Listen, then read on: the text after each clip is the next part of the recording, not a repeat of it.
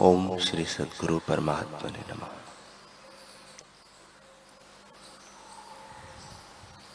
श्री वशिष्ठ जी बोले, हे रामचंद्र जी, ये जो चारों मोक्ष के द्वारपाल हैं, उनका वृत्तांत तुमसे कहा। जिस पुरुष ने इनके साथ प्रीति की है, वह शीघ्र ही आत्मपद को प्राप्त होगा, और जो इनकी सेवा नहीं करते सो मोक्ष को न प्राप्त होंगे। हे रामचंद्र जी, इन चारों में से एक भी जहां आता है वहां तीनों और भी आ जाते हैं। जैसे जहां समुद्र रहता है वहां सब नदी आ जाती है, वैसे ही जहां श्रम आता है वहां संतोष, विचार और सत्संग ये तीनों भी आ जाते हैं। और जहां साधु संगम होता है वहां संतोष, विचार और श्रम ये तीनों आ जाते हैं। जहां कल्पवृक्ष रहता है वहां सब पदार्थ स्थित होते हैं। जैसे पूर्णमासी के चंद्रमा के गुण, कला सब इकट्ठी हो जाती है, वैसे ही जहां संतोष आता है वहां तीनों भी आ जाते हैं। और जहां तक विचार आता है वहां संतोष, उपशम और सत्संग भी आते हैं। जैसे श्रेष्ठ मंत्री से राज्य लक्ष्मी स्थित होती है, वैसे ही जहां विचार है वह और भी तीनों आते हैं। उसे हे रामचंद्र जी, जहां ये चारों इकट्ठे होते हैं उसे परम श्रेष्ठ जानना। हे राघव, यदि ये चारों न हो तो एक का तो अवश्य अभ्यास करना। जब एक आवेगा तब चारों आस्थित होंगे। मोक्ष की प्राप्ति के ये चार परम साधन है और किसी से मुक्ति न होगी। ओम श्री सद्गुरु परमात्मा ने नमः। वशिष्ठ जी बोले, हे राम जी, असत रूपी चित्त के संसरने से ही जगत रूप हो भासता है। शुद्ध आत्मा नित्य, तृप्त, शांत रूप, सम और अपने आप ही में स्थित है। हे राम जी, मन के संसरने का नाम जागृत है, अहंकार का नाम स्वप्न है। चित्त जो सजातीय रूप चेतने वाला है उसका नाम सुषुप्ति है, और चिन्ह मात्र का नाम तुरीय पद है। जो ज्ञानवान है उसको अखंड सत्ता ही भासित है। हे राम जी, जैसे समुद्र ही तरंग और बुदबुदे होकर और बीज ही पत्र, फूल, फल और टास होकर भासते हैं, तैसे ही अज्ञानी को भिन्न भिन्न नाम रूप सत्ता भासित है। मूर्ख जो देखता है तो उनके नाम रूप सत मानता है। ज्ञानवान देख के एक रूप ही जानता है। ज्ञानवान को एक ब्रह्म सत्ता ही अनंत भासित है, और जगत ब्रह्म उनको कोई नहीं भासता है। हे राम जी, यह जगत ब्रह्म का आभास है।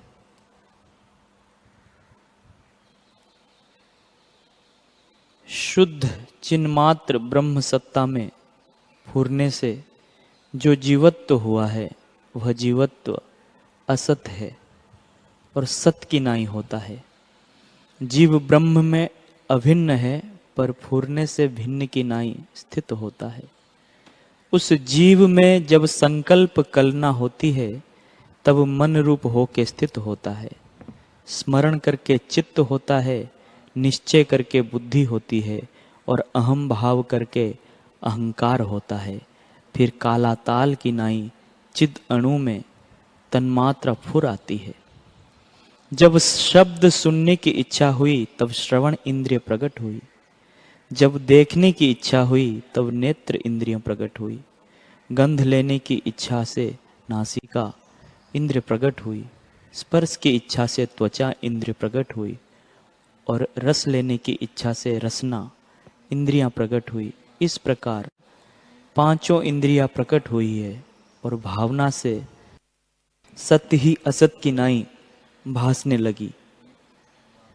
हे राम जी, इस प्रकार आदि जीव हुए हैं।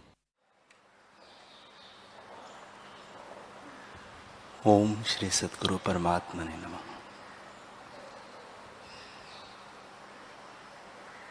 अर्जुन ने पूछा, है भगवान, चिर अभ्यास से जो संसार भ्रम दृढ़ हो रहा है वह किस प्रकार उपजा है और किस प्रकार लीन होगा? श्री भगवान बोले, है अर्जुन, मूर्खता और अज्ञान से जो अनात्म देहादिक में आत्म भावना होती है उससे जगत को सत्य जानकर जीव वासना करता है और उस वासना के अनुसार जगत भ्रम को देखता है। पर जब स्वरूप का अभ्यास करता है तब वासना नष्ट हो जाती है। इससे हे अर्जुन, तुम स्वरूप का अभ्यास करो। अहम ममादिक वासना को त्याग कर केवल आत्मा की भावना करो। यह देह वासना रूप है। जब वासना निवृत्त होगी तब देह भी लीन हो जाएगी, और जब देह लीन हुई तब देश काल क्रिया जन्म मरण भी न रहेंगे। ये जीव के अपने ही संकल्प से उठे हैं और भ्रम रूप है। उनकी वासना से घिरा हुआ जीव भटकता है। जब आत्मबोध होता है तब जीव वासना से मुक्त होता है और निरालंब असंकल्प अविनाशी आत्म तत्व पाता है। उसी को मोक्ष कहते हैं। हे अर्जुन, जब जीव को तत्वबोध होता है तब वासना रूपी जाल से वह मुक्त हो जाता है, और जो वासना से मुक्त हुआ सो मुक्त हुआ। कोई पुरुष सर्वधर्म परायण, सर्वज्ञ और शास्त्रों का ज्ञाता भी हो, पर यदि वासना से मुक्त नहीं हुआ तो वह सब ओर से बंधा हुआ है। हरि ओम।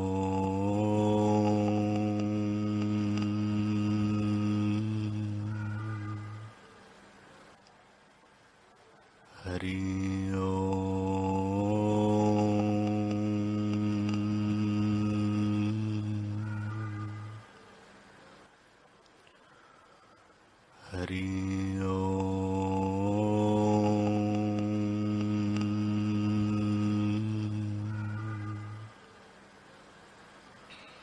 गुरुर्ब्रह्मा गुरुर्विष्णु गुरुर्देवो महेश्वरः गुरुर्साक्षात् परब्रह्म तस्मै श्री गुरवे नमः।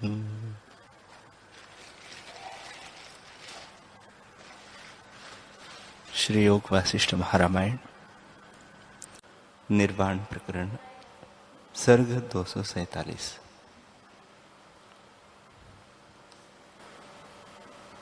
श्री वशिष्ठ जी बोले, हे रामचंद्र जी, विषयों में आसक्त होना ही बड़ी कृपणता है। इनसे उपराम होना ही बड़ी उदारता है। इससे मन को वश करो जिसमें तुम्हारी जय हो। जैसे ज्येष्ठ आषाढ़ में पृथ्वी जब तपती है तब जो पैर में जूता होता है तो तपन नहीं लगती, वैसे ही अपना मन वश करने से जगत आत्मरूप हो जाता है। हे रामचंद्र जी, जिस प्रकार जनेंद्र ने मन को वश किया था वैसे ही तुम भी मन को वश करो। जिस जिस ओर मन जावे उस ओर से उसे रोको। जब दृश्य जगत की ओर से मन को रोकोगे तब वृत्ति संविद ज्ञान की ओर आवेगी। जब संविद ज्ञान की ओर आई तब तुमको परम उदारता प्राप्त होगी और शुद्ध आत्मसत्ता का अनुभव होगा। तीर्थ, दान और तप करके संविद का अनुभव होना कठिन है, परंतु मन को स्थिर करने से सुगम ही अनुभव की प्राप्ति होती है। मन स्थिर करने का उपाय यही है कि संतों की संगति करे और रात दिन सच्छास्त्रों को विचारे। सर्वदा यही उपाय करने से शीघ्र ही मन स्थिर हो जाता है, और जब मन स्थिर होता है तब आत्मपद का अनुभव होता है। जिसको आत्मपद प्राप्त हुआ है वह संसार समुद्र में नहीं डूबता। चित्त रूपी समुद्र में तृष्णा रूपी जल और कामना रूपी लहरें हैं। जिस पुरुष ने शम और संतोष से इंद्रियां जीती है वह चित्तरूप समुद्र में गोते न खाएगा। जिसने इंद्रियों को जीतकर आत्मपद पाया है उसको नानात्व जगत फिर नहीं भासित होता। जैसे मरुस्थल की निराकार नदी में लहरें उठती है, पर जब निकट जाकर भली प्रकार देखिए तो वह लहरों के साथ बहती नहीं दिखती, वैसे यह जगत आत्मा का आभास है। जब भली प्रकार विचार करके देखिए तब नानात्व नहीं दिखता, आत्म सत्ता ही किंचन करके जगत रूप होकर भासती है।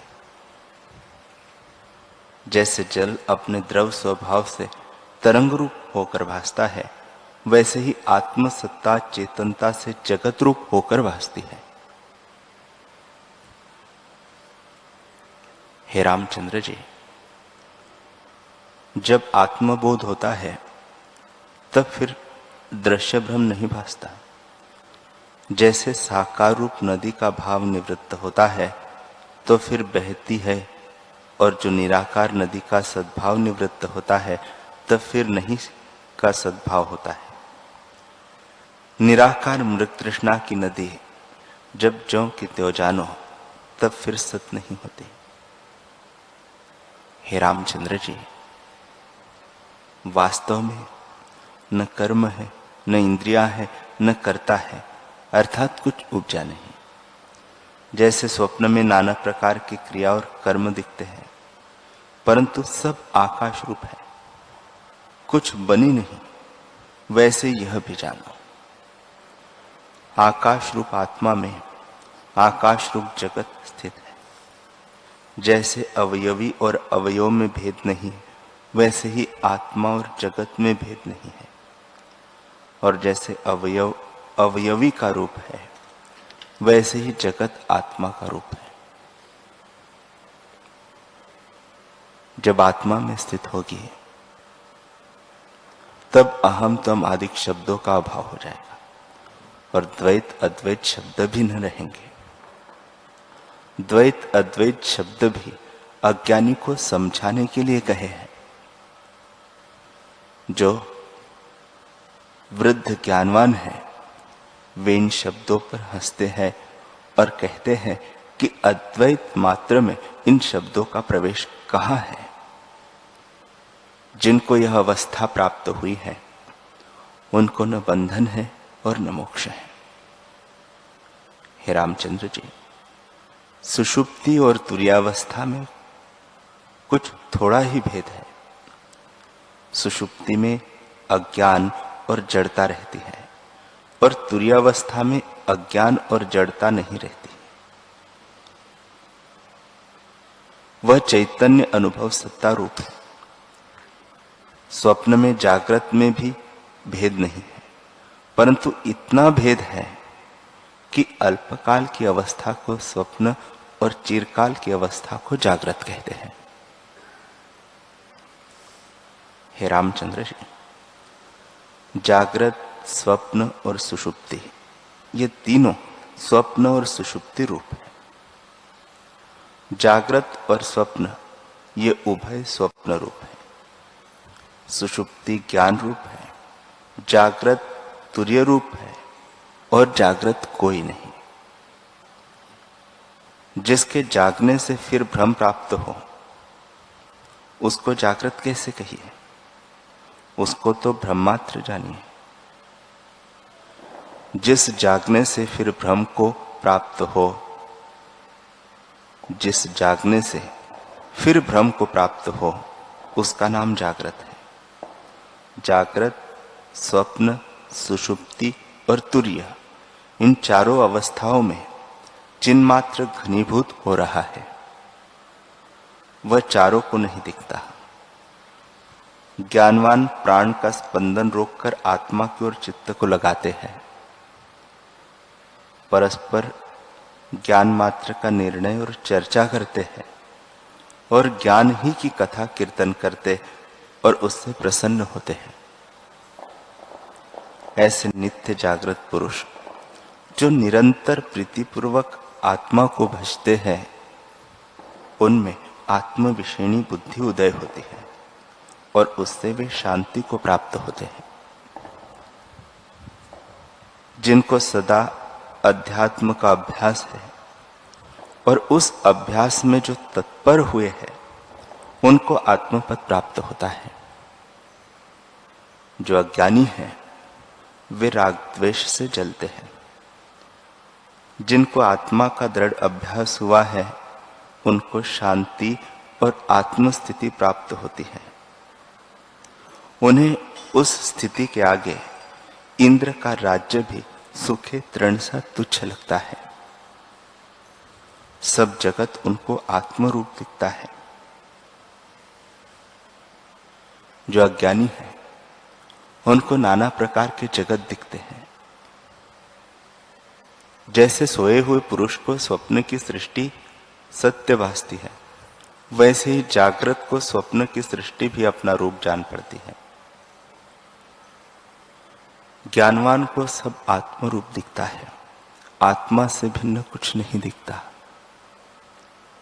जब आत्म अभ्यास का बल हो और अनात्म के अभाव का अभ्यास दृढ़ हो, तब जगत का अभाव हो जाता है और अद्वैत सत्ता का भान होता है। हे रामचंद्र जी, मैंने तुमको बहुत उपदेश किए हैं। जब इसका अभ्यास होगा, तब इसका फल ब्रह्मबोध हो प्राप्त होगा। वह बोध अभ्यास के बिना नहीं प्राप्त होता। जो एक तृण लुप्त करना होता है, तो भी कुछ यत्न करना होता है। यह तो त्रिलोकी लुप्त करनी है। हे राघव, जैसे बड़ा भार जिस पर पड़ता है, उससे वह बड़े ही बल से उठाता है, बिना बड़े बल नहीं उठता। वैसे जीव पर दृश्य रूपी बड़ा भार पड़ा है। जब आत्मरूपी अभ्यास का बड़ा बल हो, तब वह इसको निवृत्त करे, नहीं तो निवृत्त नहीं होता। यह जो मैंने तुमको उपदेश किया है, इसको बारंबार विचारो। मैंने तो तुमको बहुत प्रकार से और बहुत बार समझाया है। हे रामचंद्र जी, अज्ञानी को ऐसे बहुत कहने से भी कुछ फल नहीं होता। तुमको जो मैंने उपदेश किया है, वह सब शास्त्रों और वेदों का सिद्धांत है।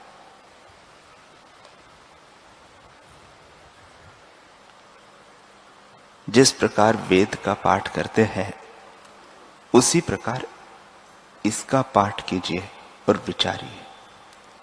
इसके रहस्य को हृदय में धारण करिए, तब आत्मपद की प्राप्ति होगी और अन्य शास्त्र भी इसके अवलोकन से सुगम हो जाएंगे।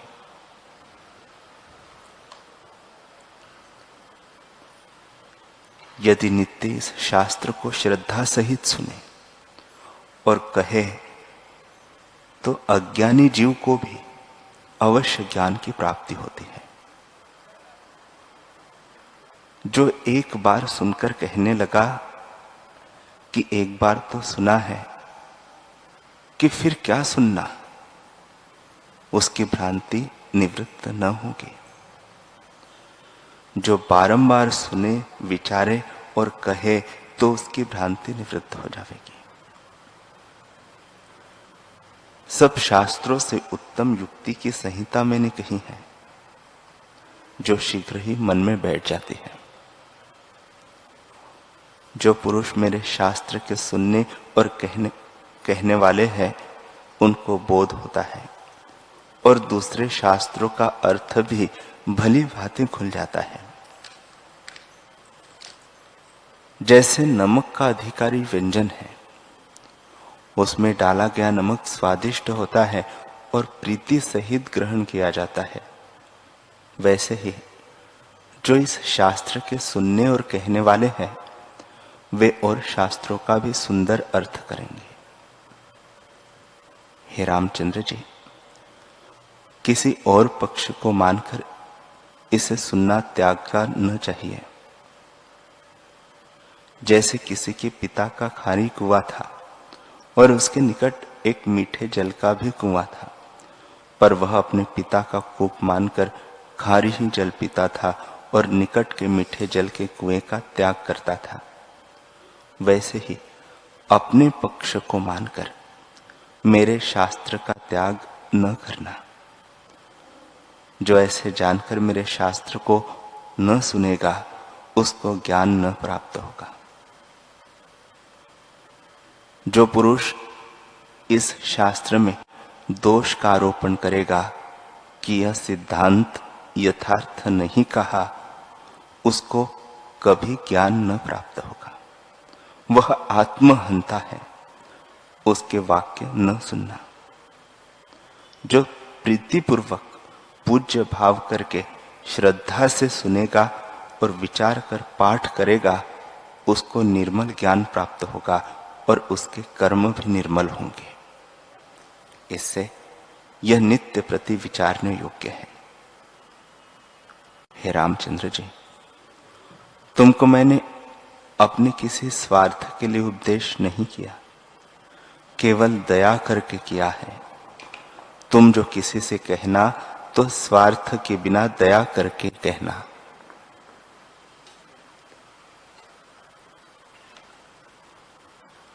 श्री वशिष्ठ जी बोले, हे रामचंद्र जी, आत्मा में जगत कुछ हुआ नहीं। जब शुद्ध चिन्मात्र में अहम जगता है, तब वही संवेदन जगना जगत रूप भासित होता है, और जब वह अधिष्ठान की ओर देखता है, तब वही संवेदन अधिष्ठान रूप हो जाता है। अपने रूप को त्याग कर अचेत चिन्मात्र होता है।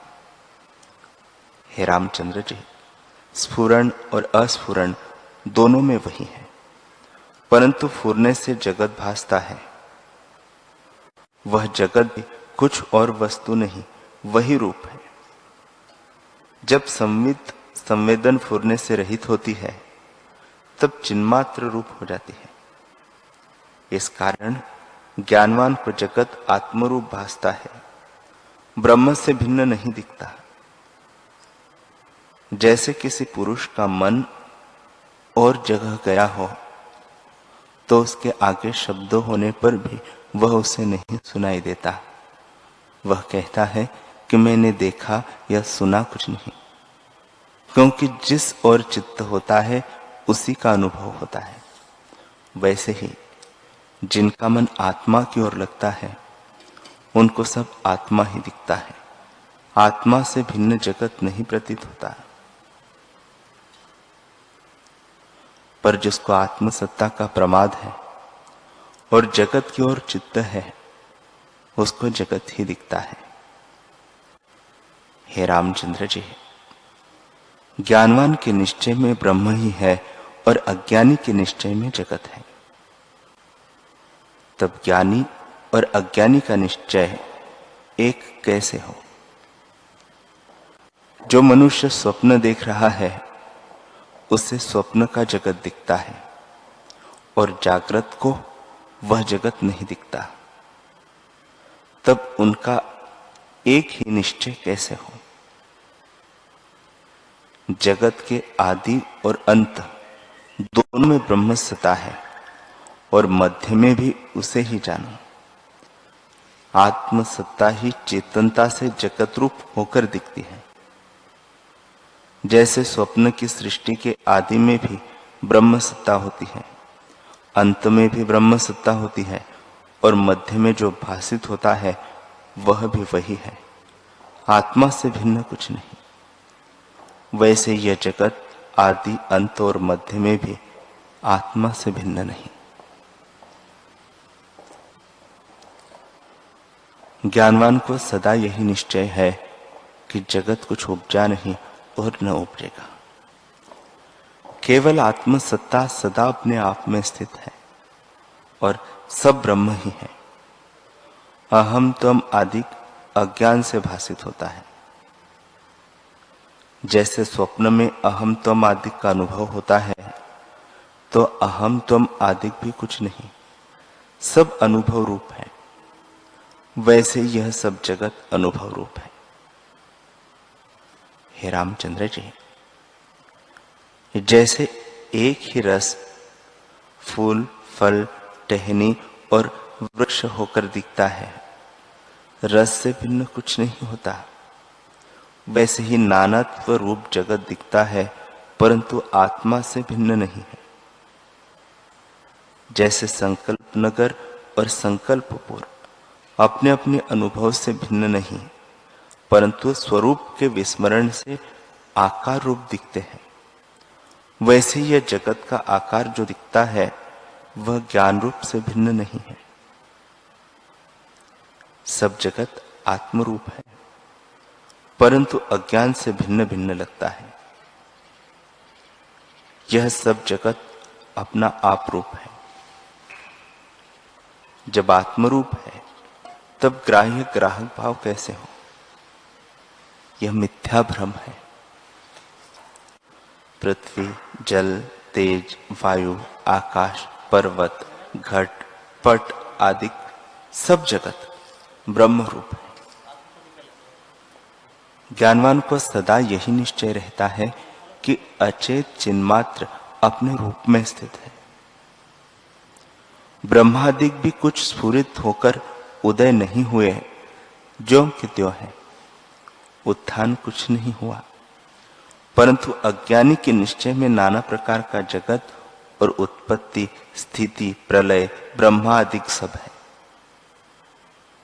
हे रामचंद्र जी, यह कुछ उपजा नहीं, कारणत्व के अभाव से सदा एक रस आत्मसत्ता ही है।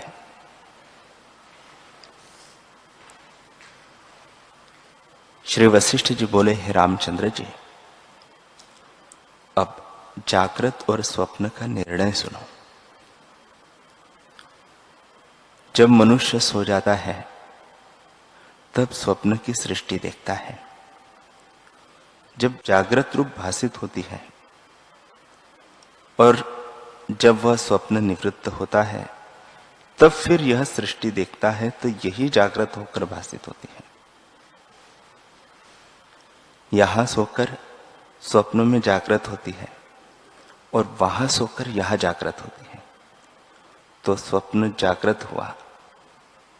जागृत जो वस्तु है वह आत्मसत्ता है, उसमें जागना वही जागृत में जागृत है, और सब स्वप्न जागृत है।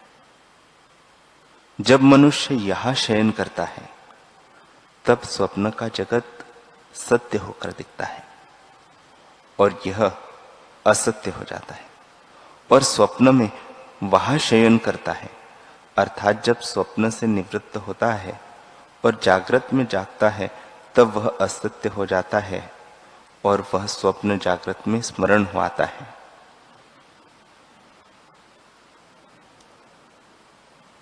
जब जागृत में सोया और स्वप्न में जागा, तब जागृत स्वप्न भाव को प्राप्त हुई, और जब स्वप्न से उठकर जागृत में आया तब स्वप्न रूप जागृत स्मृति भाव को प्राप्त हुई।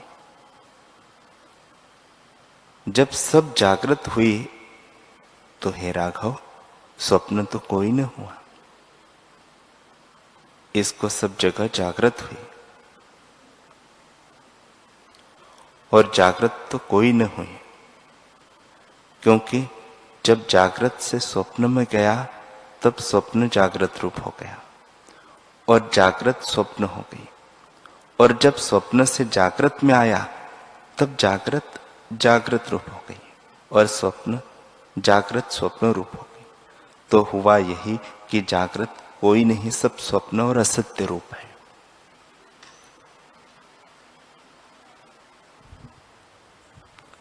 अपने काल में यह जागृत है और स्वप्न रूप है। जब प्राणी यहां से मृतक होता है तब यह जगत स्वप्न रूप होता है। स्वप्न रूप परलोक जागृत हो जाता है और जागृत स्मृति प्रत्यक्ष हो जाती है, तो उसमें वह नहीं रहता और उसमें वह नहीं रहता। और जागृत स्वप्न दोनों में परलोक नहीं रहता। इस जागृत में देखिए तो स्वप्न और परलोक दोनों नहीं दिखते, और स्वप्न में इस जागृत और परलोक दोनों का अभाव हो जाता है। तो यह सिद्ध हुआ कि सब स्वप्न मात्र है। चिरकाल की प्रतीति को जागृत और अल्पकाल की प्रतीति को स्वप्न कहते हैं। जो आदि स्वप्न हुआ और उसमें दृढ़ अभ्यास हो गया, इससे जागृत होकर भासित होती है। इसलिए जो आकार तुमको सत्य लगते हैं वे सब निराकार आकाश रूप है, कुछ बने नहीं। जैसे स्वप्न में त्रिलोकी जगत भ्रम उदय होता है परंतु सब आकाश रूप होता है, वैसे ही ये जगत के पदार्थ अविद्या से साकार दिखते हैं। यह सब निराकार और आकाश रूप है। जब आत्म तत्व अधिष्ठान में जागोगे तब सभी आकाश रूप दिखेंगे। अद्वैत आत्म तत्व में जो ग्राह्य ग्राहक भाव दिखता है सो मिथ्या कल्पना है, वास्तव में कुछ नहीं। सब जगत मृग तृष्णा के जल सरीखा मिथ्या है, उसमें ग्रहण और त्याग क्या कीजिए। इन दोनों की कल्पना को दूर करो। यह हो और यह न हो, इस कल्पना को त्याग कर अपने स्वरूप में स्थित हो रहो, तब संपूर्ण शांति प्राप्त होगी।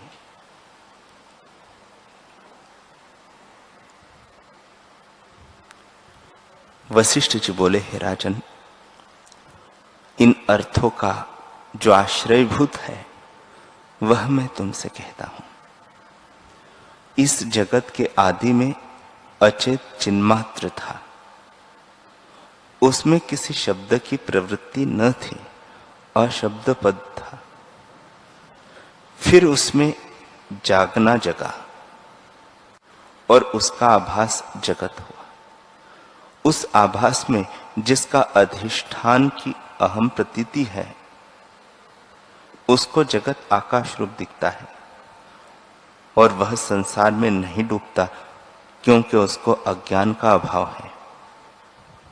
जो डूबता नहीं वह निकलता भी नहीं।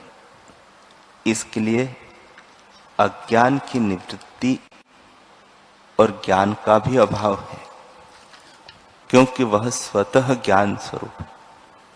जिनको अधिष्ठान का प्रमाद हुआ है उनको दोनों अवस्थाएं होती है। जो ज्ञानवान है उसको जगत आत्मरूप दिखता है, और जो ज्ञान से रहित है उसको भिन्न भिन्न नाम रूप वाला जगत भासित होता है। हे रामचंद्र जी, आत्मा निराख्यात है, वह चारों आख्यातों से रहित निराभास सत्ता है। चारों आख्या उसमें आभास है।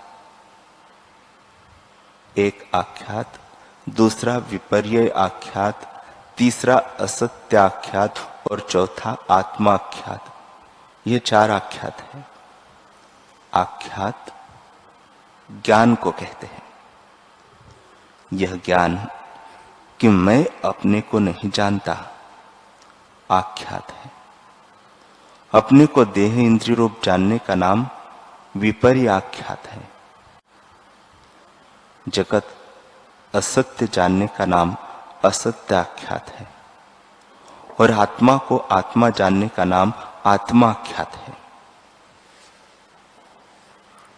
ये चारों आख्यात चिन्मात्र आत्म तत्व के आभास है।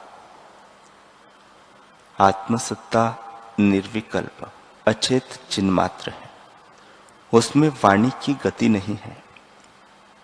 हे रामचंद्र जी, जगत भी वही स्वरूप है और कुछ बना नहीं। वह तत्व घन शिला की नाई अचिंत्य स्वरूप है।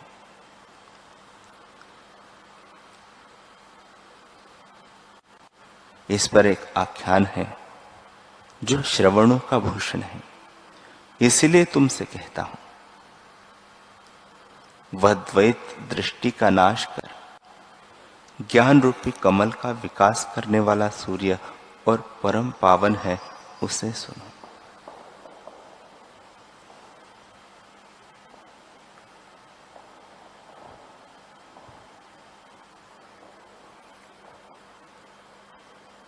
हरे